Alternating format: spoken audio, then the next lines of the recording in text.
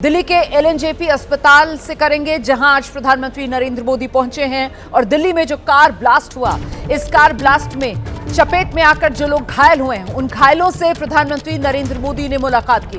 तस्वीर आपके सामने। एलएनजेपी अस्पताल पहुंचे प्रधानमंत्री नरेंद्र मोदी 2 दिन के भूटान दौरे पर थे और देश लौटते साथ ही प्रधानमंत्री नरेंद्र मोदी ने सीधे एलएनजेपी अस्पताल का रुख किया और वहां जाकर घायलों से मुलाकात की। घायलों का हाल जाना है प्रधानमंत्री नरेंद्र मोदी।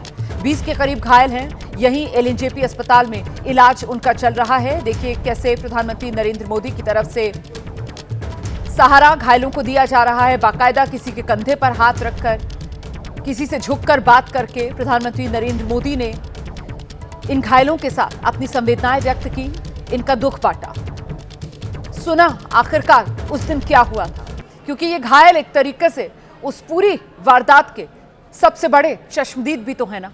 और ऐसे में खुद प्रधानमंत्री नरेंद्र मोदी ने किसी के सिर पे हाथ फेरा, किसी के कंधे पर हाथ रखकर भरोसा दिया, किसी के साथ आत्मीयता से बात की और इन सब के दुख को प्रधानमंत्री नरेंद्र मोदी ने बांटा।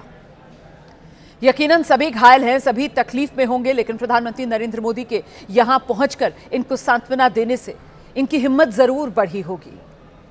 2 दिन के भूटान दौरे पर प्रधानमंत्री नरेंद्र मोदी थे। देश वापस लौटने के बाद सीधे प्रधानमंत्री नरेंद्र मोदी एलएनजेपी अस्पताल पहुंचे और वहां जाकर उन्होंने घायलों से मुलाकात की। कल भूटान की धरती से भी प्रधानमंत्री नरेंद्र मोदी का जो संबोधन हुआ था, उसमें भी अपनी बात की शुरुआत प्रधानमंत्री नरेंद्र मोदी ने दिल्ली कार धमाके के जिक्र के साथ ही अपने संबोधन की शुरुआत की थी।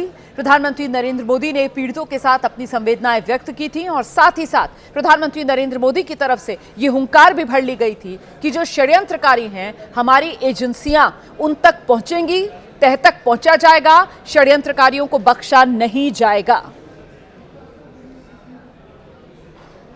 प्रधानमंत्री नरेंद्र मोदी की तरफ से कल ही ये बता दिया गया था कि जैसे ही ये कार धमाका हुआ दिल्ली में, प्रधानमंत्री नरेंद्र मोदी ने फौरन गृह मंत्री अमित शाह से फोन करके पूरे हालात की जानकारी ली थी और उस रात भर जागकर वो लगातार अलग अलग एजेंसीज के संपर्क में भी थे।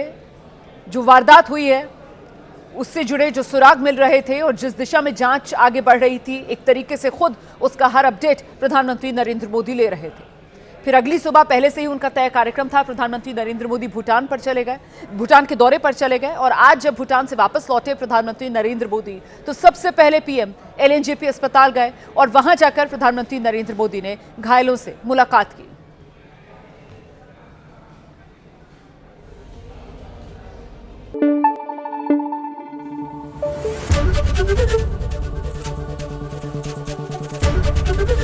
एबीपी न्यूज आपको रखे आगे।